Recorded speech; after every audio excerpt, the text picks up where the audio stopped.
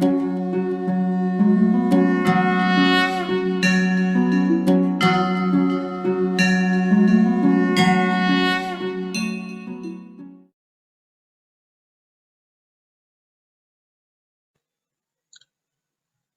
दोस्तों, हरिओम। केम छो बधा?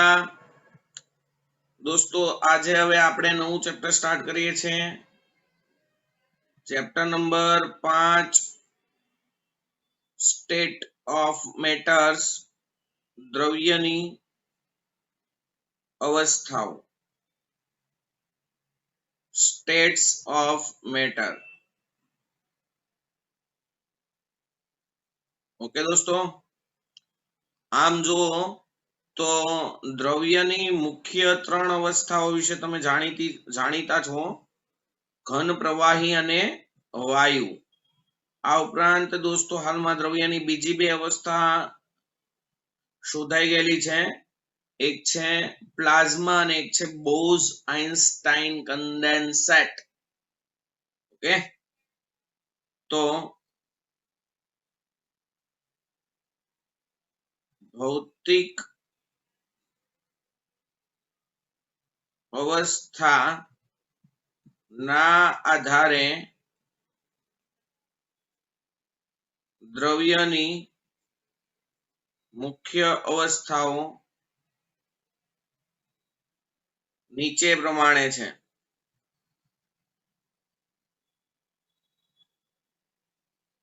एक घन, एक द्रव्यनी भौतिक अवस्था में प्रवाही, एक द्रव्यनी भौतिक अवस्था में वायु। आ त्रणेय अवस्थाओं विषे तमे परिचित छो। चौथी अवस्था है प्लाज्मा અને પાંચમી અવસ્થા છે બીઈસી, બોઝ-આઇન્સ્ટાઇન કન્ડેન્સેટ। પણ એમનો અભ્યાસ આપણે કરતા નથી। આપણે આ 3 અવસ્થાઓનો જ જનરલી અભ્યાસ કરીએ છીએ, કારણ કે આ 3 અવસ્થા ધરાવતા દ્રવ્યો જ રોજ બરોજ આપણી આંખ સામે દેખાતા હોય છે। તો આપણે એનો જ અભ્યાસ કરશું। ઓકે, ચાલો। So what is the difference between a solid, liquid and gas?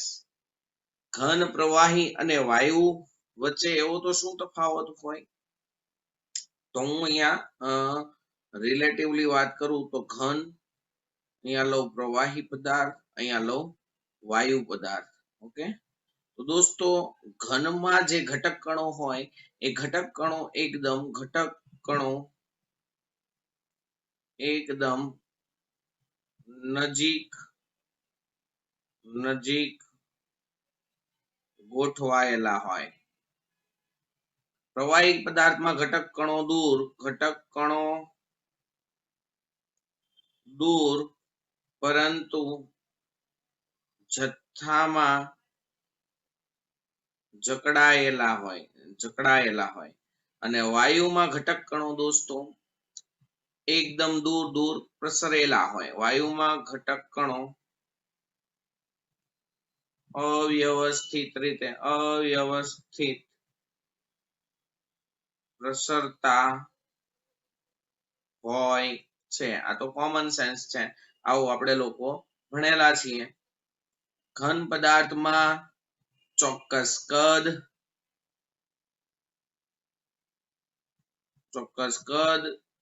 ચોક્કસ આકાર અને ચોક્કસ પૃષ્ઠ હોય। ઘન પદાર્થમાં ચોક્કસ કદ, ચોક્કસ આકાર અને ચોક્કસ પૃષ્ઠ હોય। પ્રવાહી પદાર્થને ચોક્કસ કદ અને ચોક્કસ પૃષ્ઠ હોય। તેમના આકાર ચોક્કસ હોતા નથી। તેને જે પાત્રમાં ભરવામાં આવે એ પાત્ર જેવો આકાર ધારણ કરે। અને વાયુને ચોક્કસ આકાર, કદ કે પૃષ્ઠ નો હોય, એ દેખાય નહીં કે અહીંયા સુધી વાયુ ભરેલો છે। ઓકે, તો વાયુને ચોક્કસ આકાર, કદ કે પૃષ્ઠ હોતા નથી. વાયુને ચોક્કસ આકાર, કદ કે પૃષ્ઠ હોતા નથી. ઓકે, ખબર પડે છે? ચાલો દોસ્તો, ઘન પદાર્થમાં ઘટક કણો એકદમ નજીક નજીક હોય એને કહેવાય આંતર આણ્વીય આકર્ષણ બળ. અણુઓ વચ્ચેનું આકર્ષણ બળ પ્રબળ હોય અથવા તો ખૂબ જ વધુ હોય. આમાં ઘનની સાપેક્ષે આ બળ ઓછું હોય જ્યારે પ્રવાહીની સાપેક્ષે વાયુની સાપેક્ષે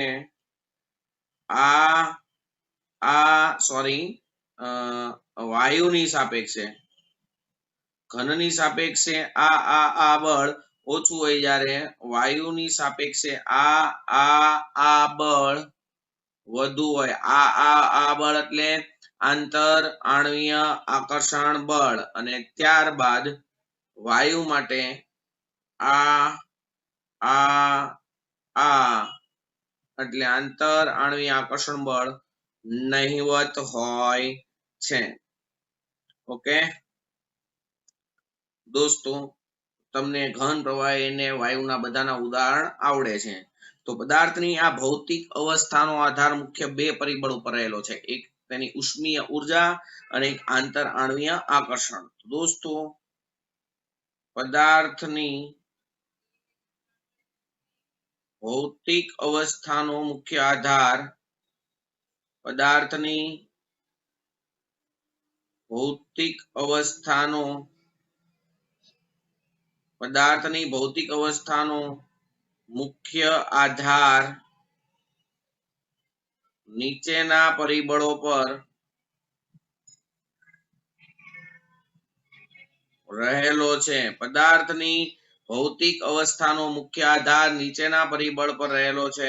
એક મેન પરિબળ આંતર આણ્વીય આકર્ષણ બળ.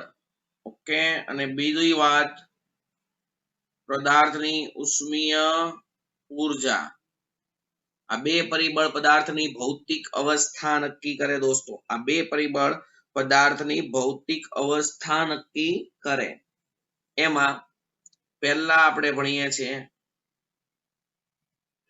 આંતર આણ્વીય આકર્ષણ બળ અથવા વાન ડર વાલ્સ બળ એટલે શું,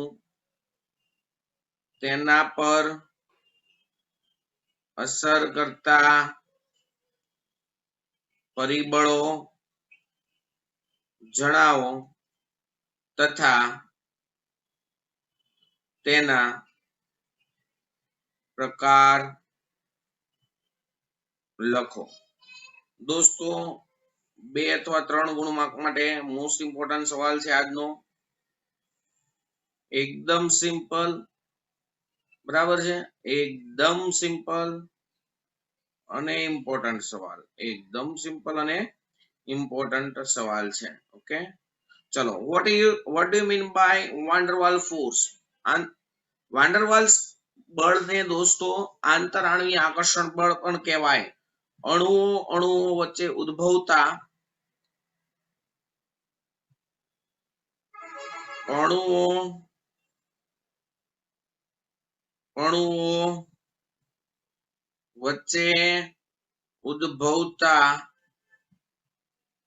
નિર્બળ. દોસ્તો, વાન ડર વાલ્સ બળ છે એ નિર્બળ આંતર આણ્વીય આકર્ષણ બળ છે. અણુઓ વચ્ચે ઉદ્ભવતા નિર્બળ પ્રકારના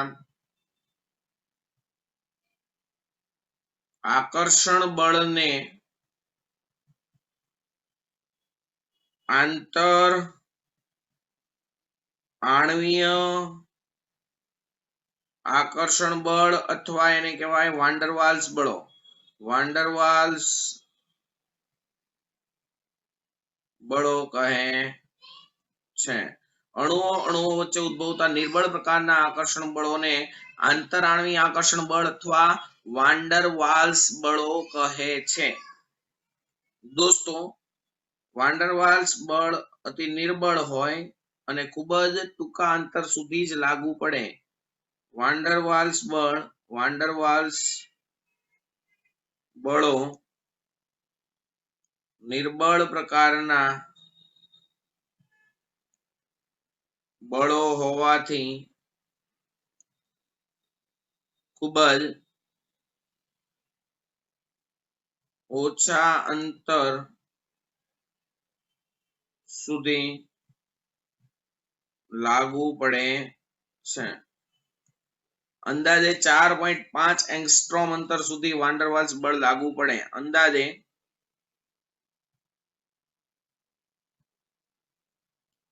2 પરમાણુઓ વચ્ચે 4.5 એંગસ્ટ્રોમ અંતર જેટલું અંતર હોય. અંદાજે 4.5 એંગસ્ટ્રોમ અંતર સુધી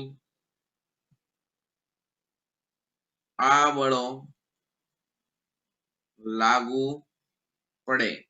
દોસ્તો, વાન્ડર વાલ્સ બળ પર અસર કરતા મુખ્ય પરિબળો કયા કયા? તો પહેલી વાત કરીએ, વાન્ડર વાલ્સ બળ પર અસર કરતા મુખ્ય પરિબળો. દોસ્તો,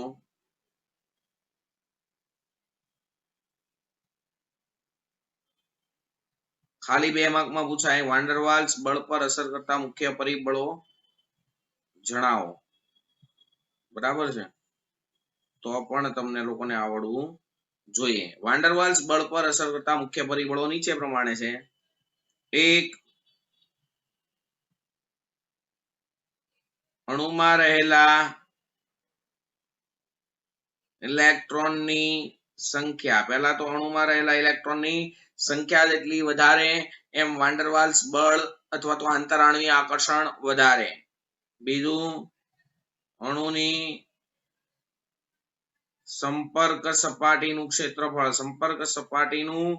ક્ષેત્રફળ. દોસ્તો, અણુની સંપર્ક સપાટીનું ક્ષેત્રફળ જેટલું વધારે તેમજ આંતરાણવીય આકર્ષણ બળ પણ વધારે.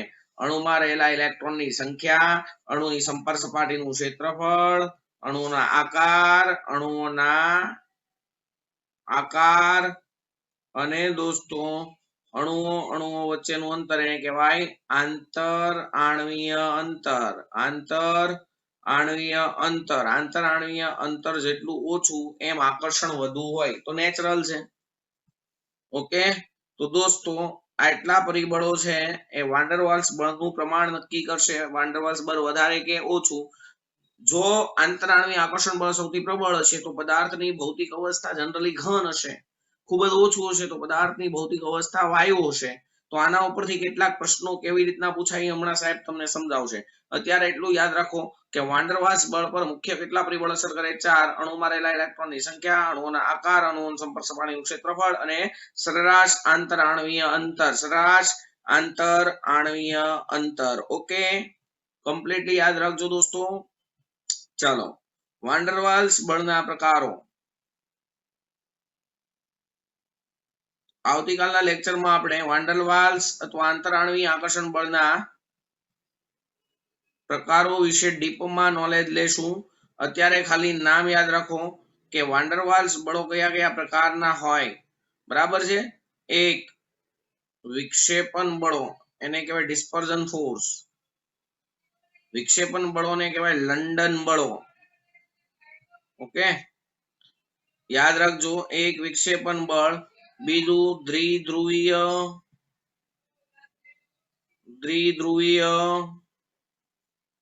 આકર્ષણ બળો અને લાસ્ટ, દ્વિધ્રુવીય પ્રેરિત ધ્રુવીય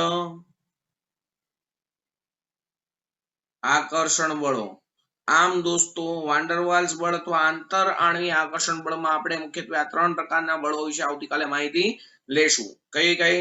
વિક્ષેપણ બળો, દ્વિધ્રુવીય આકર્ષણ બળ અને દ્વિધ્રુવીય પ્રેરિત ધ્રુવીય આકર્ષણ બળ. ઓકે, હવે દોસ્તો પ્રશ્ન એ છે તમને લોકોને કહેવાનો કે કારણ આવા પૂછાય છે. જો આવા ભાઈ સમૂહ 16 નું પ્રથમ તત્વ કયું છે? ઓક્સિજન. એનો અણુ છે O2 અને બીજું તત્વ છે સલ્ફર. એનો અણુ છે S8. તો દોસ્તો પ્રશ્ન આવો પૂછાય કે કારણ આપો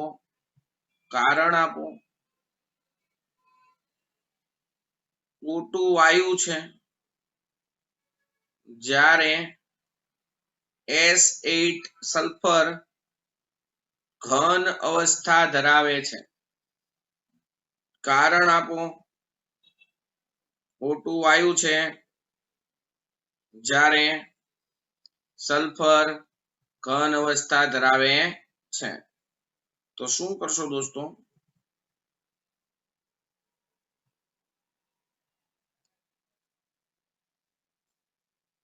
ચાલો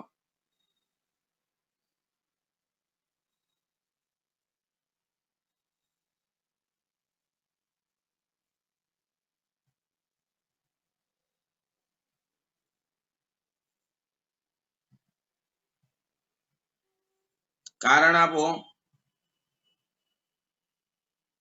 O2 વાયુ છે જ્યારે S8 ઘન અવસ્થા ધરાવે છે. તો લખવાનું કે O2 અણુમાં કુલ ઇલેક્ટ્રોનની સંખ્યા કેવી હોય? કેટલી હોય? તો કે O2 નો ઓક્સિજન નો પરમાણુ ક્રમાંક કેટલો? હા હી લી બે બો કા ના ઓ કેટલો? 8. તો 2 ઓક્સિજન છે એટલે 2 ગુણ્યા 8 એટલે ટોટલ 16 મોલ ઇલેક્ટ્રોન હોય. 1 મોલ O2 માં કેટલા ઇલેક્ટ્રોન હોય? 16 મોલ ઇલેક્ટ્રોન હોય. O2 નું બંધારણ કેવું હોય? તો કે O2 નું બંધારણ આવું હોય. તમે લૂઈસ બંધારણ ભણ્યા છો. 2 ઓક્સિજન પાસે 6 ઇલેક્ટ્રોન હોય. 2 ને 2 ની જરૂર હોય તો 2 ઇલેક્ટ્રોન ની ભાગીદારી કરે. આવી રીતે આ મોટું નું બંધારણ આવી રીતે રેખીય હોય એમ નામ. ઓકે, ચાલો દોસ્તો O2 અણુનું કદ એ નાનું હોય. સંપર્ક સપાટીનું ક્ષેત્રફળ ઓછું હોય. ઇલેક્ટ્રોનની સંખ્યા ઓછી હોય. આથી એમાં આંતરાણુય આકર્ષણ કેવું હોય? ઓછું હોય કમ્પેરેટિવલી. O2 અણુમાં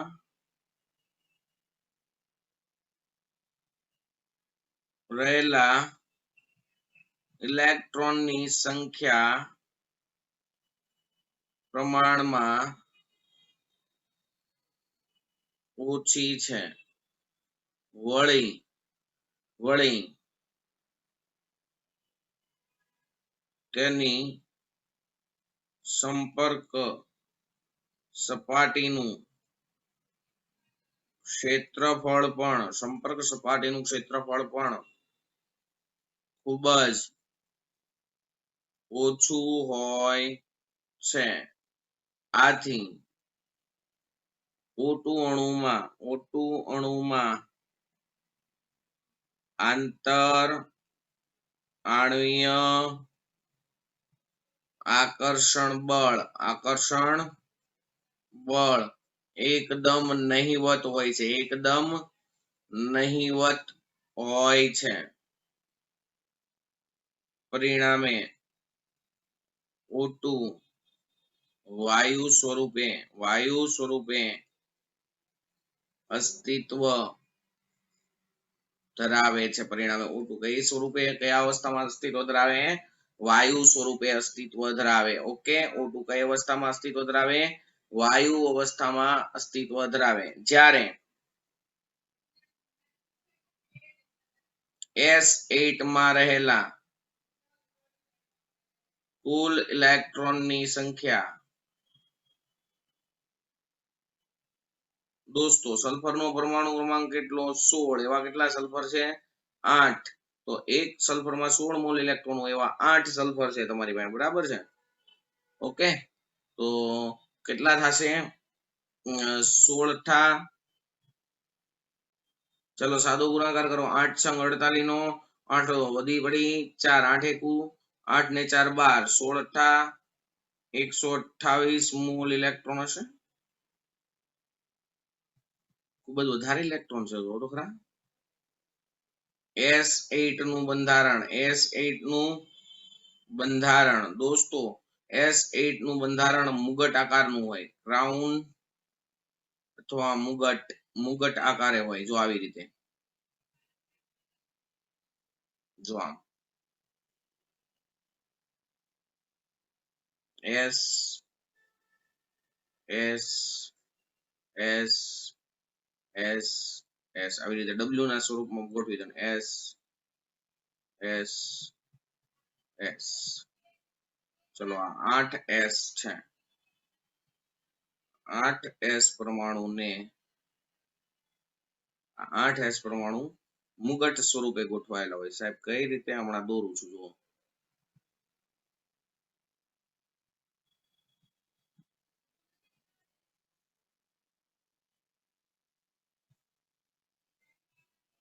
જો આવી રીતે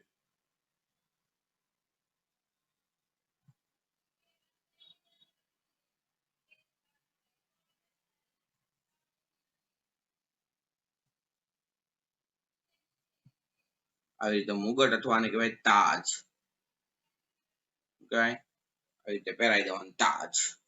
ઓકે, તો આ મુગટ અથવા ક્રાઉન અથવા તાજ આકાર ધરાવે છે. આમ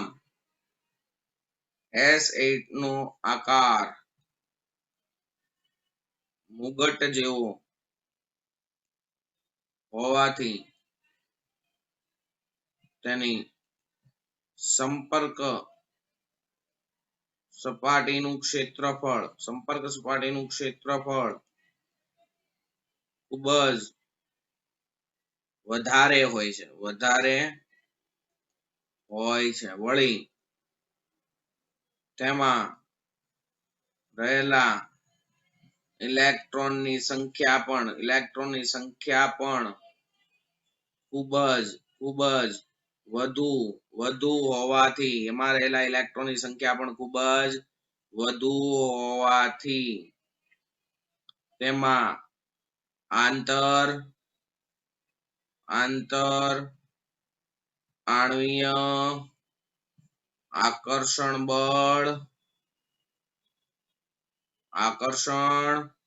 બળ પ્રબળ હોય છે. પરિણામે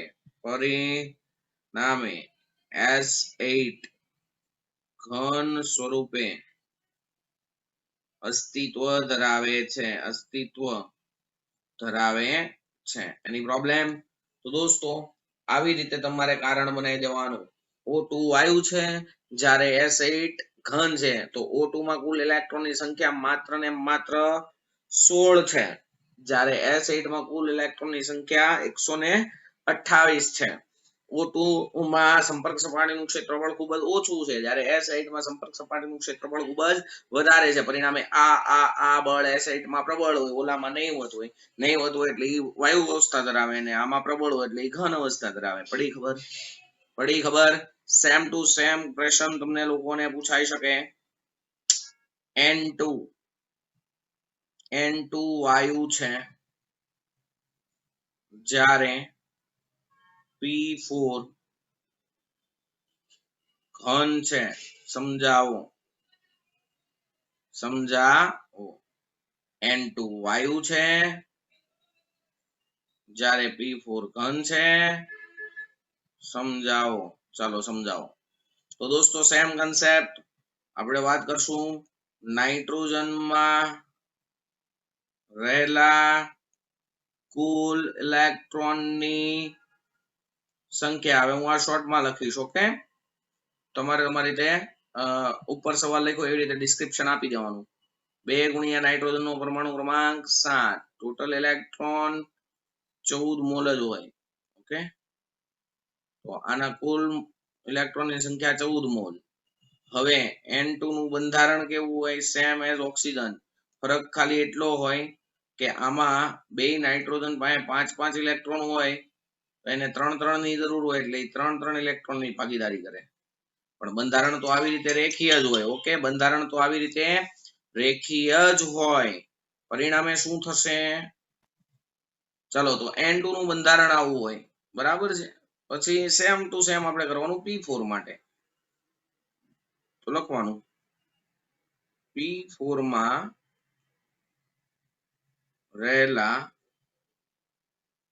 કુલ ઇલેક્ટ્રોનની સંખ્યા તો ભાઈ P4 માં રહેલા કુલ ઇલેક્ટ્રોન તો કે ફોસ્ફરસનો પરમાણુ ક્રમાંક કેટલો ભાઈ 15 બરાબર છે ફોસ્ફરસનો પરમાણુ ક્રમાંક કેટલો ભાઈ 15 4 મોલ છે એટલે 4 ગુણ્યા 15 ટોટલ થશે 15 ચોકા 60 મોલ ઇલેક્ટ્રોન તો વાલા વિદ્યાર્થી મિત્રો N2 માં માત્ર 14 મોલ ઇલેક્ટ્રોન હતા P4 માં 60 મોલ ઇલેક્ટ્રોન છે વળી P4 નું બંધારણ નીચે પ્રમાણે હોય તો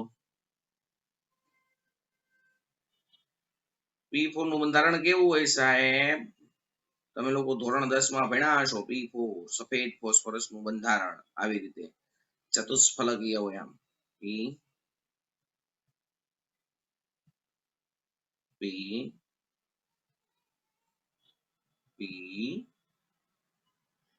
અને P અને ચારેયને જોડ દેવાના આ જે બંધ હોય ને એ થોડાક વળેલા બંધ હોય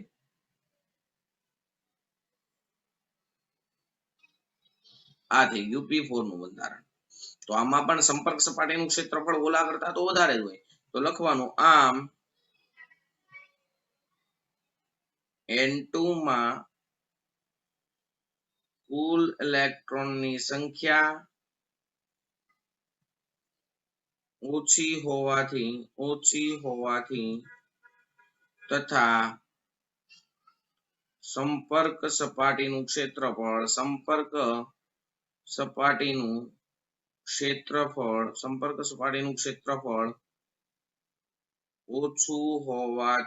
ઓછું હોવાથી તેમાં આંતર આણ્વીય આકર્ષણ બળ નહિવત હોય છે તેમાં આંતર આણ્વીય આકર્ષણ બળ નહિવત હોય છે પરિણામે તે વાયુ અવસ્થા ધરાવે છે જ્યારે P4 માં કુલ ઇલેક્ટ્રોનની સંખ્યા વધુ હોય છે તથા તેમાં સંપર્ક સપાટીનું ક્ષેત્રફળ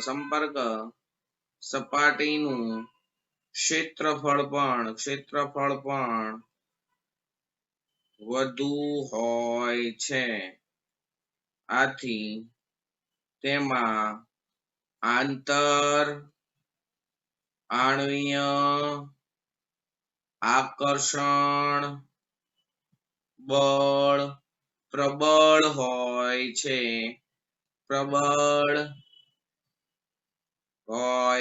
છે આથી તે ઘન અવસ્થા ધરાવે છે તો આવી રીતે કોઈ પણ સ્ટેટમેન્ટ કે કારણ પૂછાય તમને લોકોને આવડવું જોઈએ ઓકે ચલો દોસ્તો બાકીનું ભણશું નેક્સ્ટ લેક્ચરમાં હરિઓમ